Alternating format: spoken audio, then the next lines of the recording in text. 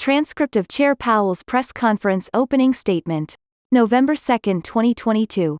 Chair Powell, good afternoon. My colleagues and I are strongly committed to bringing inflation back down to our 2% goal. We have both the tools that we need and the resolve it will take to restore price stability on behalf of American families and businesses. Price stability is the responsibility of the Federal Reserve and serves as the bedrock of our economy. Without price stability, the economy does not work for anyone. In particular, without price stability, we will not achieve a sustained period of strong labor market conditions that benefit all. Today, the FOMC raised our policy interest rate by 75 basis points, and we continue to anticipate that ongoing increases will be appropriate. We are moving our policy stance purposefully to a level that will be sufficiently restrictive to return inflation to 2%. In addition, we are continuing the process of significantly reducing the size of our balance sheet. Restoring price stability will likely require maintaining a restrictive stance of policy for some time. I will have more to say about today's monetary policy actions after briefly reviewing economic developments. The U.S. economy has slowed significantly from last year's rapid pace. Real GDP rose at a pace of 2.6% last quarter but is unchanged so far this year. Recent indicators point to modest growth of spending and production this quarter. Growth in consumer spending has slowed from last year's rapid pace, in part reflecting lower real disposable income and tighter financial conditions. Activity in the housing sector has weakened significantly, largely reflecting higher mortgage rates. Higher interest rates and slower output growth also appear to be weighing on business fixed investment. Despite the slowdown in growth, the labor market remains extremely tight, with the unemployment rate at a 50-year low, job vacancies still very high, and wage growth elevated. Job gains have been robust, with employment rising by an average of 289,000 jobs per month over August and September. Although job vacancies have moved below their highs and the pace of job gains has slowed from earlier in the year, the labor market continues to be out of balance, with demand substantially exceeding the supply of available workers. The labor force participation rate is little changed since the beginning of the year. Inflation remains well above our longer-run goal of 2%. Over the 12 months ending in September, total PCE prices rose 6.2%.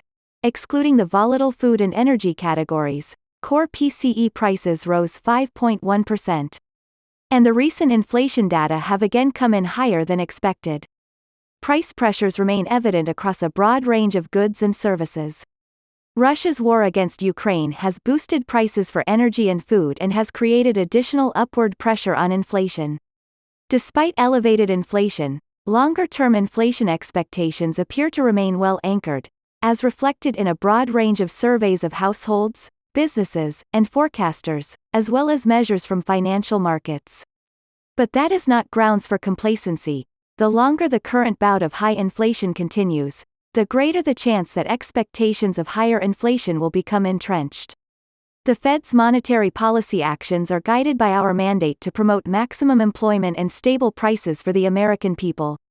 My colleagues and I are acutely aware that high inflation imposes significant hardship as it erodes purchasing power, especially for those least able to meet the higher costs of essentials like food, housing, and transportation. We are highly attentive to the risks that high inflation poses to both sides of our mandate, and we are strongly committed to returning inflation to our 2% objective.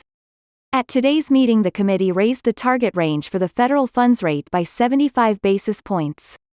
And we are continuing the process of significantly reducing the size of our balance sheet, which plays an important role in firming the stance of monetary policy.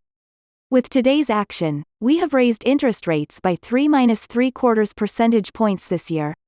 We anticipate that ongoing increases in the target range for the federal funds rate will be appropriate in order to attain a stance of monetary policy that is sufficiently restrictive to return inflation to 2% over time. Financial conditions have tightened significantly in response to our policy actions, and we are seeing the effects on demand in the most interest rate sensitive sectors of the economy, such as housing. It will take time, however, for the full effects of monetary restraint to be realized, especially on inflation. That's why we say in our statement that in determining the pace of future increases in the target range, we will take into account the cumulative tightening of monetary policy and the lags with which monetary policy affects economic activity and inflation.